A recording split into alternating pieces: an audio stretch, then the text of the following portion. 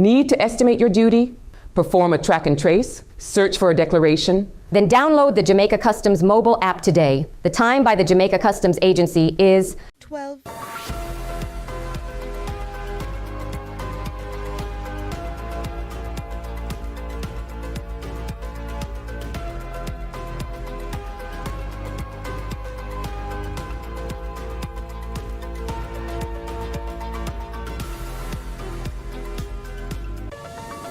At noon. It's Wednesday, September 24, 2025. I'm Amoy Harriet. Up first this afternoon, the Jamaica Urban Transit Company Limited, JUTC, effective October 1, will expand its Rural Express service with the launch of new routes connecting Kingston directly to Ocho Rios, Montego Bay, Negril, Mandeville, and Maypen. A Port Antonio service is also scheduled to follow shortly. Now, JUTC is offering an introductory fare of $2,000 per trip, with the exception of the Maypen route, which will be $1,500 per trip, giving commuters an alternative to existing travel options. Now, the company says this is to support the launch. JUTC will roll out a communications campaign under the theme JUTC Rural Express, connecting people with comfort you can afford. Corporate Communications Manager Chantal Thompson shares some of the feedback the JUTC has received since the announcement of the new rural routes. The launch of the JUTC Rural Express routes is a big thing for us. The Mandeville, the Maypen, the Montego Bay, the Ocho Rios, the Negril, and Puerto Antonio coming soon will be launched on October 1. We have been on the ground this week, the marketing team, to distribute flyers, talk to our commuters on how they feel about the routes. And we have been getting positive feedback, a lot of positive feedbacks. And, a lot of persons who live in Kingston cannot go home more often, especially for a fare of $2,000. And not to mention for the buses, we have undercarriages where if you have a large backpacks, large suitcases, you can put them under the undercarriage with no extra charge. So we have been really getting some feedback. We are looking forward to this routes launching on October 1. And I want to add, while we've been on the ground promoting the route, we have been also getting positive feedback from the taxi and the bus drivers.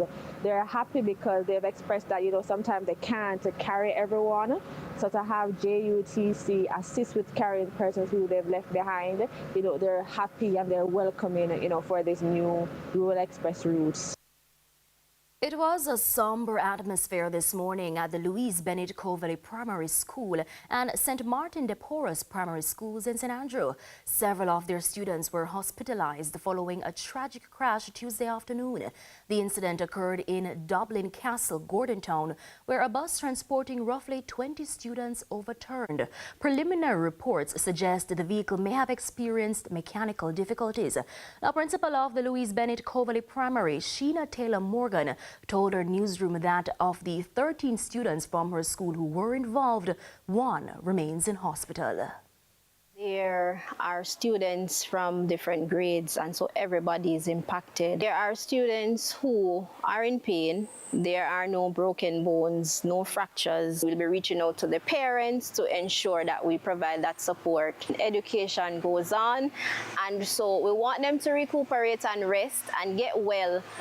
They will be home. So some of them will be home for a week, some will be home for 2 weeks, and possibly some will be home for more than that.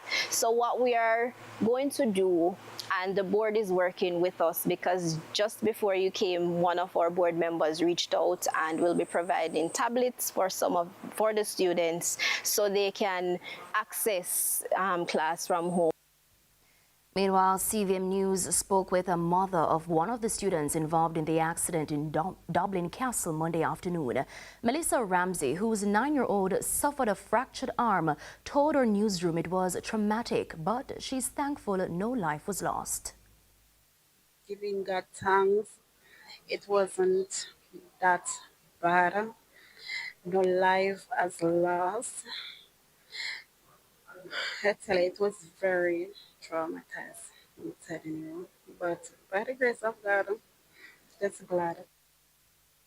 And a woman is dead following a separate accident in Newcastle Monday afternoon. 5 people remain in hospital. It's reported that the car in which the group was traveling overturned into a precipice. CVM spoke with a mother of one of the victims in hospital. I heard the driver develop a mechanical problem, and I think bad judgment. He didn't stop to find out exactly what happened. He was trying to move at the same time, checking, and it went over the precipice. How are the other 5 persons who were involved in the accident doing right now? I think all is stable. They did the scans and waiting on the results. Now, just as a correction, that accident also happened on a Tuesday, not Monday. In other news now, the National Commercial Bank, NCB, has launched a voluntary separation program, but the rollout has left some staff uncertain. CVM News has learned that the program, which runs from September 23 to 29, was announced to staff via email. Some employees, however, were concerned the message could have been a phishing attempt.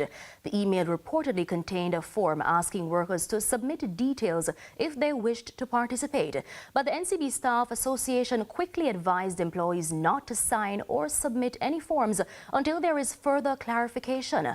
Among the conditions outlined, staff must have been with the bank for more than 2 years and must not have previously resigned. CVM has not yet received any details on severance packages or additional benefits. Now, NCB, led by billionaire businessman Michael Lee Chin, has gone through multiple restrictions in recent years. The bank's stock, which once traded as high as $249 per share, is now trading at $44. The institution has not publicly explained the reasons for the separation offer. Now, CVM News will continue to track this developing story. Now, the Prime Minister has named his 28-member cabinet, drawing swift reactions at home and abroad. According to journalists and members of the diaspora in North America, Hilton Dennis, seeing 25 of 38 members of Parliament be appointed to cabinet was of no surprise, adding that functionaries need proper compensation for their contributions to Parliament. There are a lot of functionaries that they are responsible for who are overlooked in terms of the role they play in things not going the way they should go. And they're paid more than those who supervise them, which for me is something that has to be corrected, has to be addressed. And, you know, it's a national understanding that is required. Also on CVM's lead story was Honorary Consul General to the British Virgin Islands, Paul Dennis, who expressed that Jamaicans with the diaspora are hoping the new cabinet functions in a way suiting their best interests. Jamaicans everywhere, whether at home and abroad, basically have the same expectations and aspirations for themselves and their families, and expectations of government in providing the necessary support to ensure that their interests, wherever in the world they happen to be, are taken care of. Now, the government, in the meantime, is sharpening its focus on efficiency, digital transformation, and the ease of doing business in the island. The Industry, Investment and Commerce says the Prime Minister intends to hold every ministry accountable for delivering on their mandates. At a press conference alongside the companies of Jamaica, officials shared progress updates, outlined planned improvements, and discussed how these developments could shape the business sector going forward. Crystal Williams reports.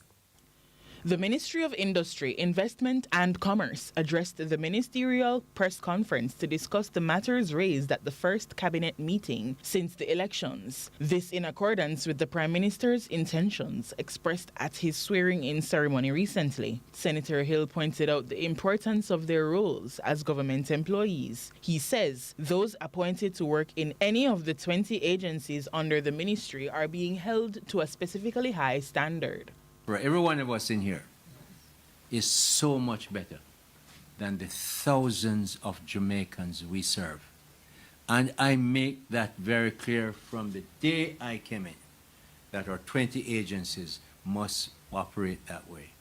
One of the agencies highlighted was the Companies Office of Jamaica. Minister Hill says the COJ is at the heart of Jamaica's compliance with international financial rules and that its collaborative efforts have contributed to the country's economic progress. The work of the COJ, along with other government ministries and agencies, for instance, the Ministry of Finance and Public Service, the Ministry of Foreign Affairs and Foreign Trade, the Ministry of Justice, the Bank of Jamaica, and so on, played a vital role in Jamaica being removed from the Financial Action Task Force grey list and later from the European Union list, which was done just before the elections. It is fair to say that the COJ did much of the heavy lifting. The minister congratulated the COJ on its contributions being central to initiatives such as the establishment of a beneficial ownership registry. This trust is further reinforced by the foundations of our democracy. That's so important for us. This combination of strong governance and robust regulatory compliance makes Jamaica a safe place to invest, the right place to register a company, grow a business, and confidently engage with the Companies Office of Jamaica. Senator Hill compared statistics of customers conducting in-person transactions between April and August of last year with that of the same time period this year. According to the minister, last year, 35,244 customers were documented. At the same time this year, the business ministry recorded 36,177 customers. In other words, this year we dropped by almost 7% the amount of customers we serve. Normally sounds bad, but there's another set of numbers for you. He compared the statistics to the number of online business transactions recorded. This year, that's the period between April and August, have risen to 40,758 transactions, which is a 21% increase over the 33,730 last year. So we have less customers and more, means digitization is happening. People are going online. Hill says this is the direction the ministry wants to go, adding that digitization will be one of the first steps in the plans of development the ministry has for the nation. So now, COJ is you can see that where the digitization is working because we're having more transactions with even fewer customers. We want to make sure that we will get down to almost nothing in terms of customers unless they have to really want to come in, and everything must be done online. Crystal Williams, CVM News. It's time for a break. Stay with us. Our live interview comes up next.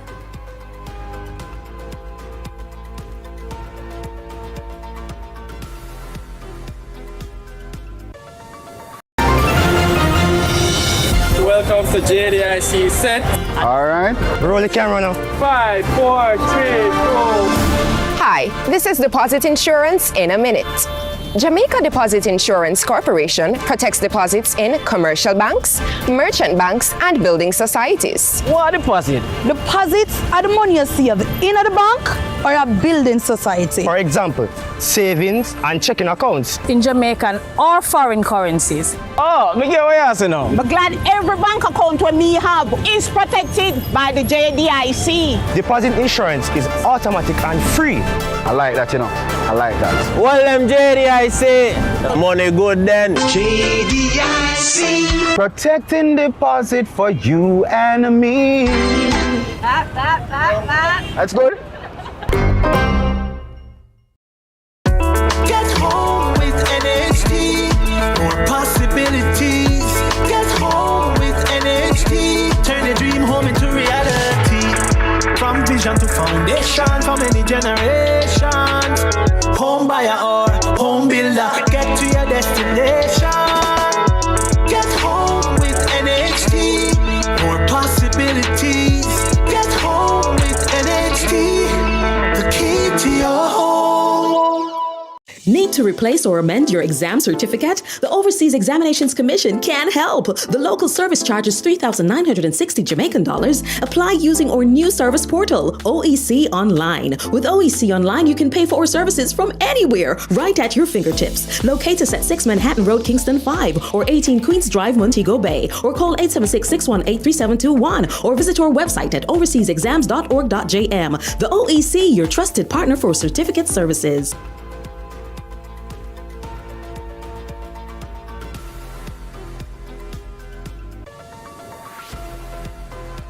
Welcome back to CVM News at noon. The music industry is buzzing after news broke that an AI-generated artist known as Zania Monet has signed a multi-million-dollar record deal with a major label. Now, this landmark move is sparking a heated debate.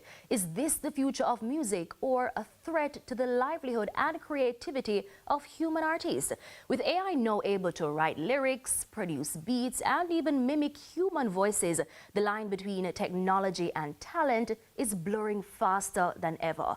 Joining us live to unpack the legal, creative, and cultural implications of this deal are Ewan Simpson, who's attorney at law, entertainer and chairman of the Jamaica Reggae Industry Association, and Rajesh Isaac McLean, a singer-songwriter who gained popularity on TikTok for his viral AI impersonations and innovative takes on music creation. Gentlemen, welcome. Thank you, thank you, thank you. Thank you for having me. So, Mr. Simpson, I want to start with you, right? Now, as we know, this deal has gone global, right? With AI creating lyrics, melodies, and even voices, who truly owns the copyright? Is it the person who prompted the AI company, or who's the owner? Well, you know, it is not as complicated as people believe. Intellectual property is actually very simple and straightforward. What gets it complicated is when human beings make the arrangements complicated.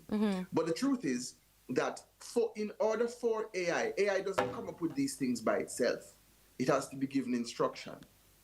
And so whomever is giving the instruction is actually the originator of the idea.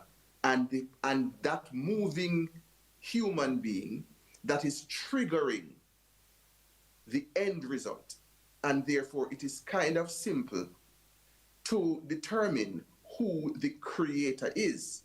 The problem that arises is when people start to make claims, and some of those claims are being made, that there is copyright infringement in what the output represents. That is when we have a problem. So these developments, from a legal and industry standpoint, what does this mean for the future of music and intellectual property, whether in Jamaica or globally? I mean, people have always been afraid of computers since their inception, and people were worried that when computers came in first, mathematicians were going to lose their relevance. That has not happened. People were worried that when we started to do digital music, when the digital era of dancehall came in, Jamaicans thought it was the end of Jamaican music. That didn't happen. I'm saying what we are using here are technological tools that are going to find it very difficult to replace human ingenuity, human passion, human energy. But of course, it makes it more efficient and it removes some of the barriers. So all the people who used to feel that they had to be signed to a producer in a large record label to be able to make something that goes viral, you had to have this big marketing company behind you. That is now no longer the case. And so that is where the barriers are being broken. But I believe that the human element, the element of the energy and intellect and spirit of the human interaction is not going to be replaceable. All right, so I'm coming back to you, Yuan, but I want to bring in Rajesh right here. Rajesh, you've gone viral on TikTok for doing AI impersonation as well as NPC gaming. Now, as someone actively using this tech, what do you see as a creative, possibilities versus the risks? I mean, with social media, the thing is, it doesn't matter what the challenge is that emerges. People are always going to talk about it. So it creates room for controversy. and also people will find ways how to create a trend from this thing. Similarly to how when I emerged on the scene with my AI impressions, people were literally mimicking AI. You know, that's what